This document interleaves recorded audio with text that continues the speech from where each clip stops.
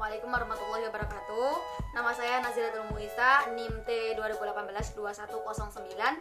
Saya sebagai presentator pertama dari kelompok 2 akan menjelaskan tentang pengertian uji normalitas.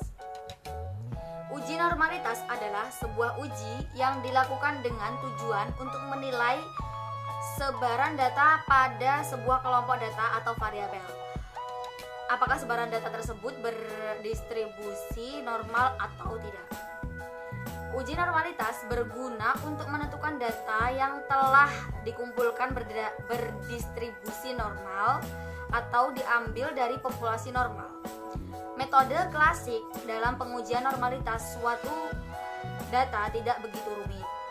Berdasarkan pengumpulan empiris, beberapa pakar statistik data yang banyaknya lebih dari 30 angka, maka sudah dapat diasumsikan distribusi normal. Biasa dikatakan sebagai sampel besar.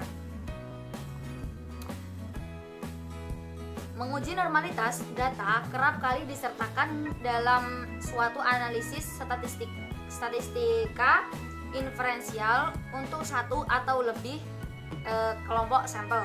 Normalitas sebaran data menjadi sebuah asumsi yang menjadi syarat untuk menentukan jenis statistik apa yang dipakai dalam penganalisaan selanjutnya. Asumsi normalitas senantiasa disertakan dalam penelitian pendidikan karena erat kaitannya dengan sifat dari subjek atau objek penelitian pendidikan, yaitu berkenaan dengan kemampuan seseorang dalam kelompoknya. Galton, seorang ahli dalam teori pembelajaran, mengatakan bahwa apabila sejumlah anak atau orang dikumpulkan dalam sebuah kelas kemudian diukur kemampuannya seperti kepintarannya, kepandaiannya, kebiasaannya, itu hasil pengukurannya yang berupa skor kemampuan akan berdistribusi menyerupai kurva normal. Meskipun demikian, apabila sebaran data suatu penelitian yang mengungkapkan kemampuan siswa ternyata diketahui tidak normal, hal itu bukan berarti harus berhenti penelitiannya. Itu sebab masih ada fasilitas statistik non parametrik yang dapat dipergunakan apabila data tadi tidak berdistribusi normal. Cukup sekian dari saya. Wassalamualaikum warahmatullahi wabarakatuh.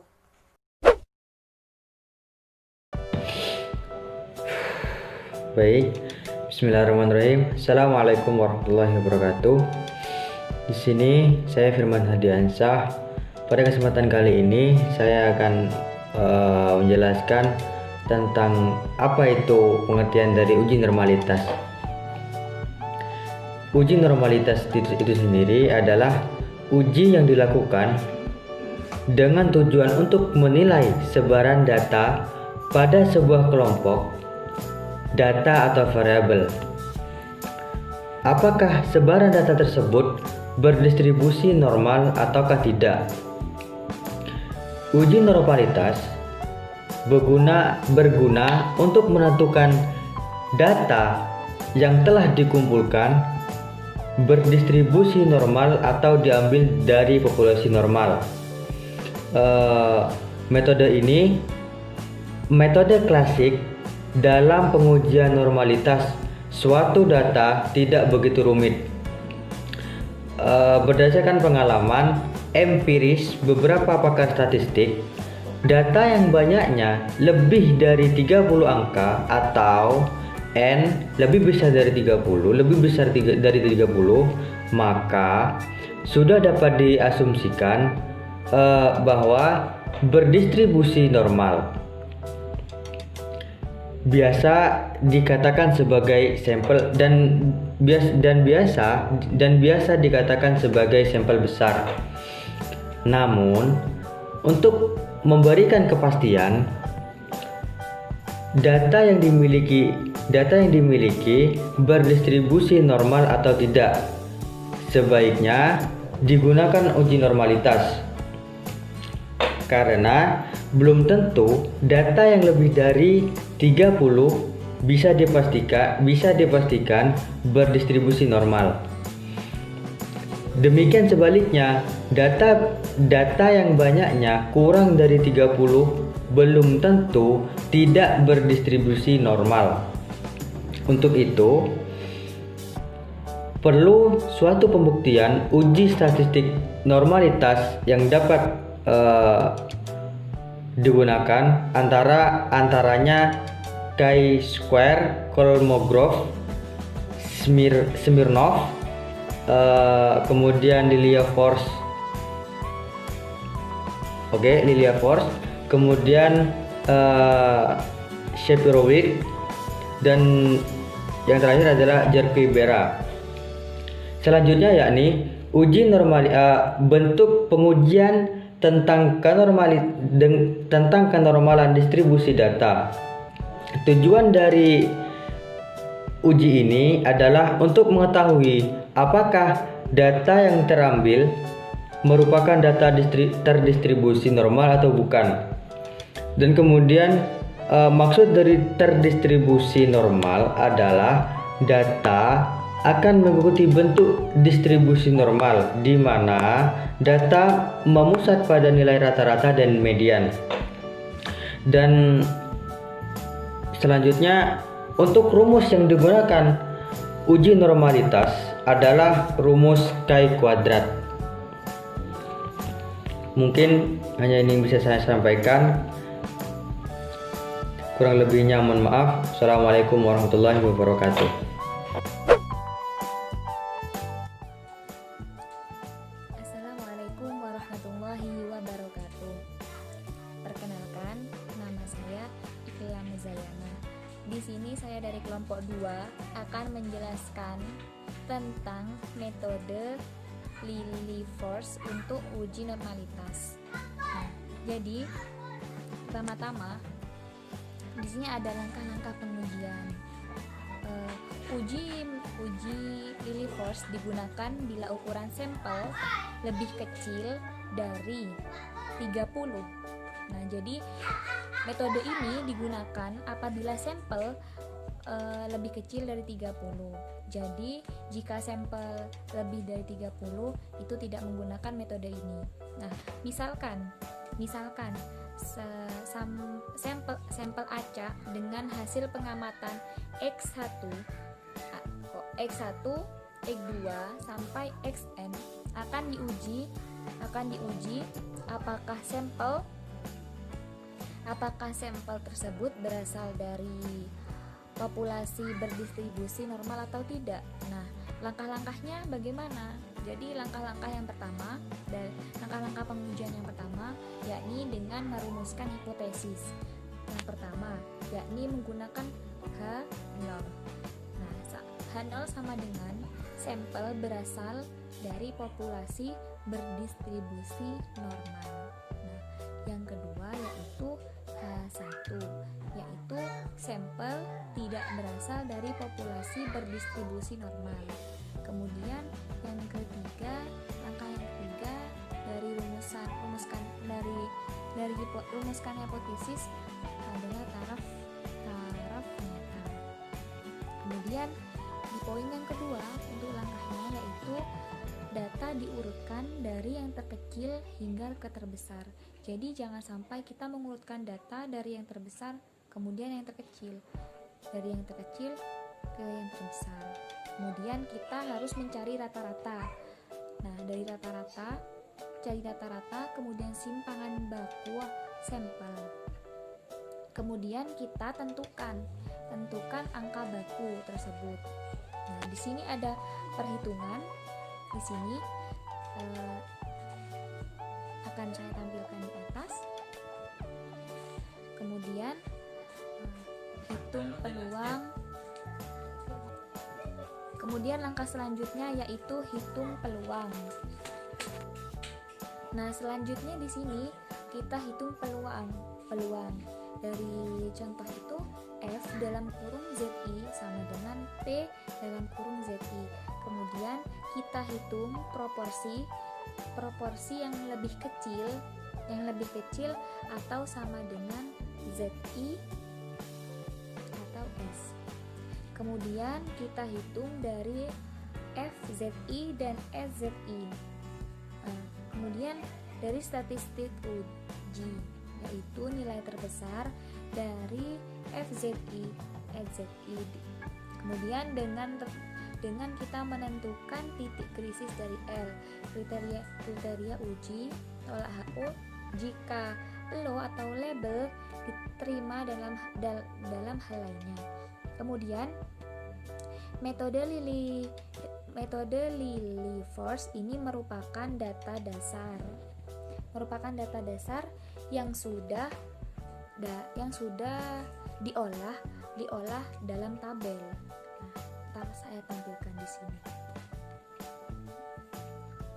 Yaitu tabel distribusi frekuensi. Nah, data tersebut ditransformasikan dalam nilai Z untuk dapat dihitung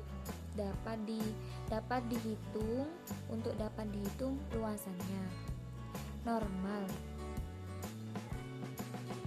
dapat dihitung kurva normal sebagai probabilitas kumulatif normal. Nah, di sini di makalah sudah saya jelaskan dan secara detail ada tabel tentang keterangannya itu. Yang pertama yaitu keterangan XI itu adalah angka pada data di kolom yang kedua.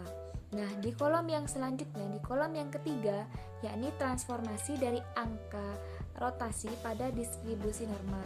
Kemudian di kolom yang keempat yaitu probabilitas kumulatif normal, dan di kolom yang selanjutnya itu adalah probabilitas kumulatif empiris. Kemudian yang di kolom terakhir adalah kumulatif proporsi luasan kurva normal. Nah, di sini saya akan mencontohkan sebuah soal. Nah, berdasarkan penelitian tentang intensitas penerangan alami yang dilakukan terhadap 18 sampel rumah sederhana, rata-rata pencahayaan alami di beberapa ruangan dalam rumah pada sore hari sebagai berikut, yakni dari angka 46 sampai 68. 46, 57, 52, 63, 70, 52, 52, 54, 46, 65, 71, 69, 61, 65, dan 68. Nah, selidikilah dengan A, maksudnya di sini ada simbol A berbentuk A sama dengan 5%. Apakah data tersebut di atas diambil dari populasi berdistribusi normal? Nah, jawabannya di sini adalah langkah-langkah penyelesaian contoh soal yang saya bacakan barusan itu soal uji Lilliefors. Nah, jadi di sini jadi di sini H0 sama dengan data berdistribusi normal. Kemudian H1 yakni data tidak berdistribusi normal. Nah, di situ di makalah sudah saya jelaskan secara detail dan ada tabelnya juga.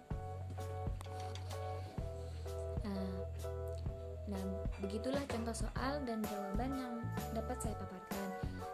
Statistik di sini di poin terakhir adalah statistik uji, yaitu nilai terbesar dari FZI, SZ sampai SZI sama dengan 0,1499.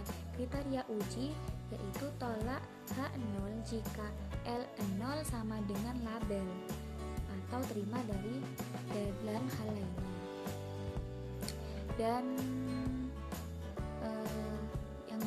Dan semua itu berarti data berdistribusi normal. Oke, mungkin cukup sekian yang dapat saya sampaikan. Selebihnya saya mohon maaf apabila terdapat tutur kata atau penjelasan yang belum dapat dipahami. Saya mohon maaf sebesar-besarnya. Akhirul kalam, wassalamualaikum warahmatullahi wabarakatuh.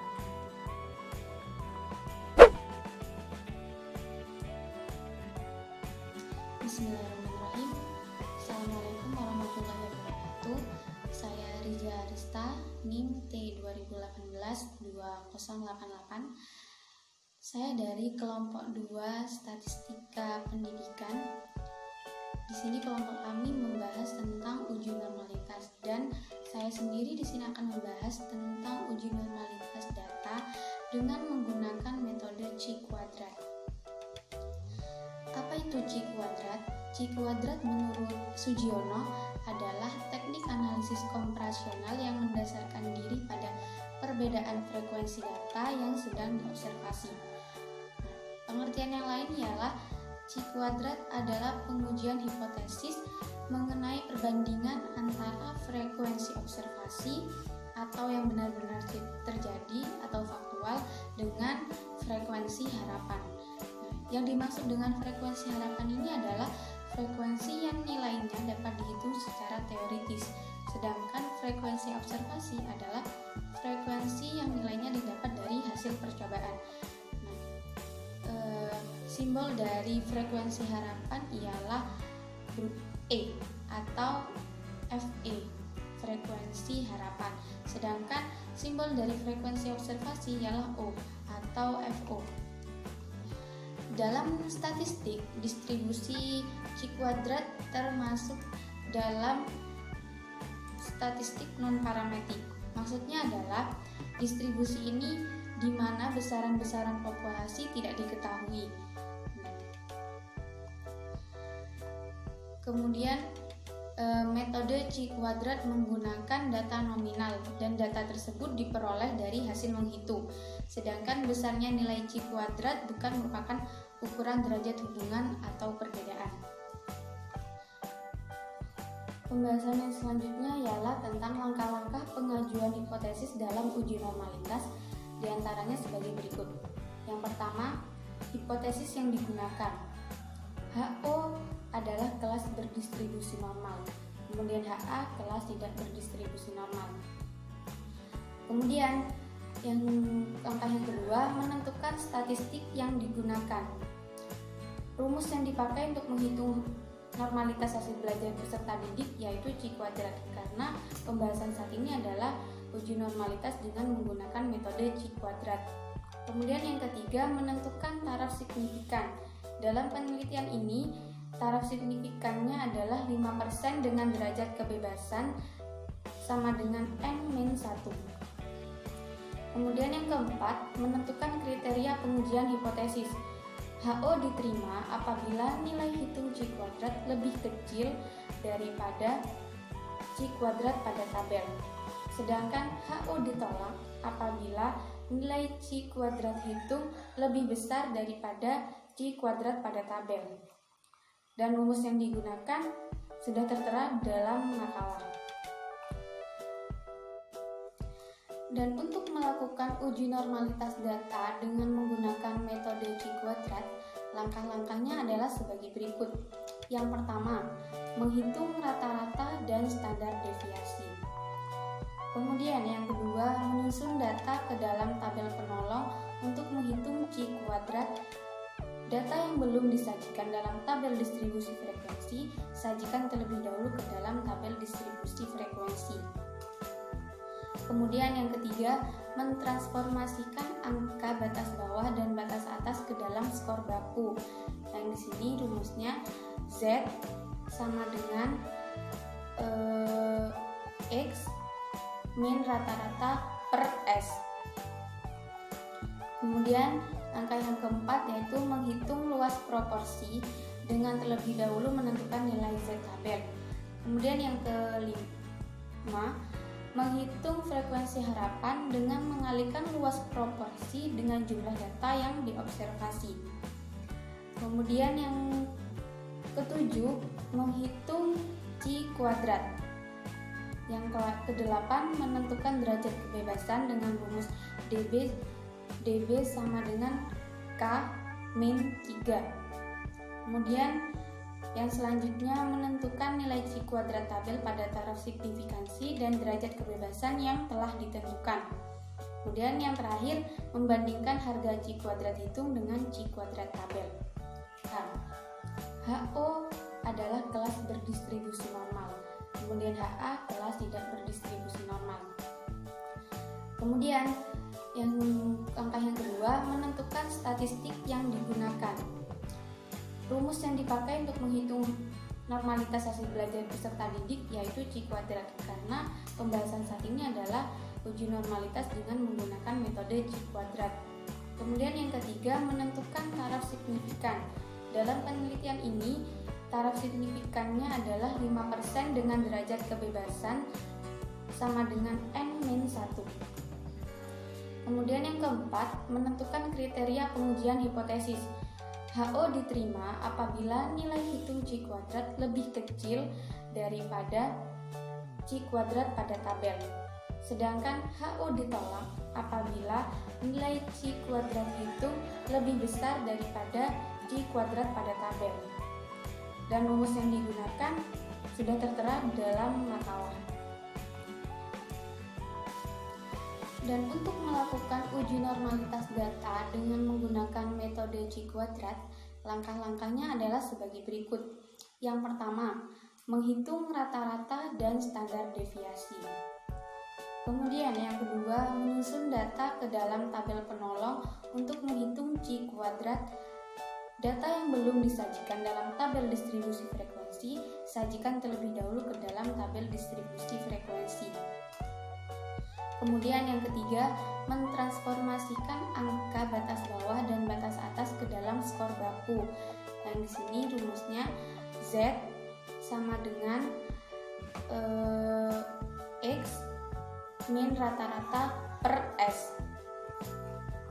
Kemudian angka yang keempat yaitu menghitung luas proporsi dengan terlebih dahulu menentukan nilai Z tabel. Kemudian yang kelima, menghitung frekuensi harapan dengan mengalihkan luas proporsi dengan jumlah data yang diobservasi. Kemudian yang ketujuh, menghitung C kuadrat. Yang kedelapan, menentukan derajat kebebasan dengan rumus dB sama dengan K min 3.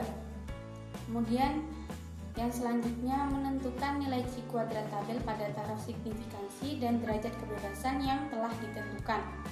Kemudian yang terakhir, membandingkan harga C kuadrat hitung dengan C kuadrat tabel.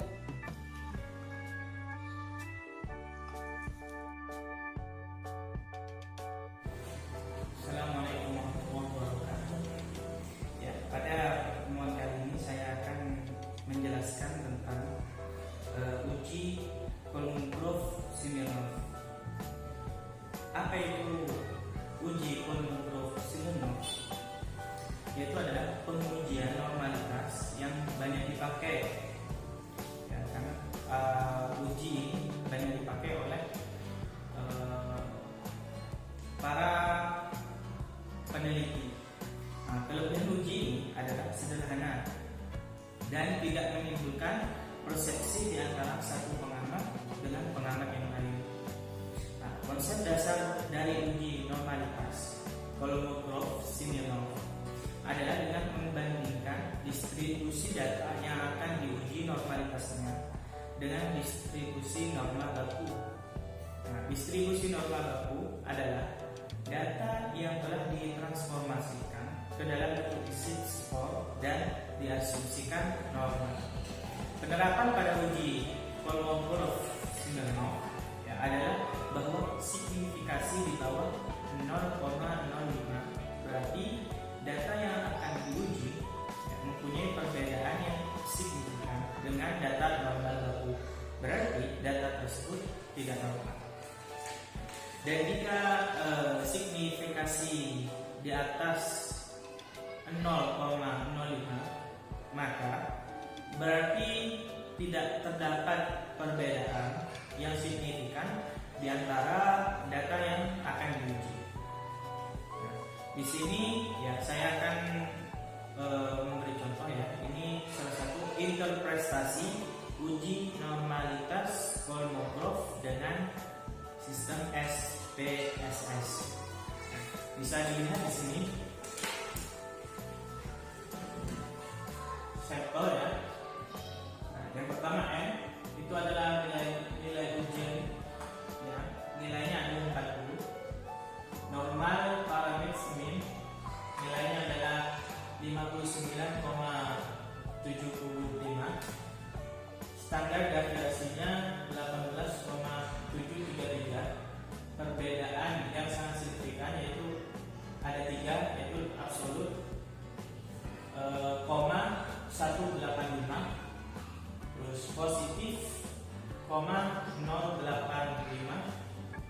negatif min, 185. Jadi ini nilai-nilai yang sudah didapatkan. Terus kita akan cari Kolmogorov Smirnovnya. Jadi di sini telah disebutkan Kolmogorov Smirnovnya itu adalah 1,172. Lalu kita ketahui bahwa interpretasinya ya, bahwa jika nilainya di atas 0,05 maka distribusi data memenuhi asumsi normalitas. Jadi data yang apabila nilainya di atas 0,05 ya, ini berarti Kolmogorov Smirnovnya di sini di atas 0,05. Nah, berarti data tersebut, data ini memenuhi asumsi dari normalitas. Nah, apabila di bawah dari 0,05, misalnya 0,01 atau seterusnya, berarti data tersebut tidak normal. Nah, mungkin itu saja yang dapat saya sampaikan. Syukur.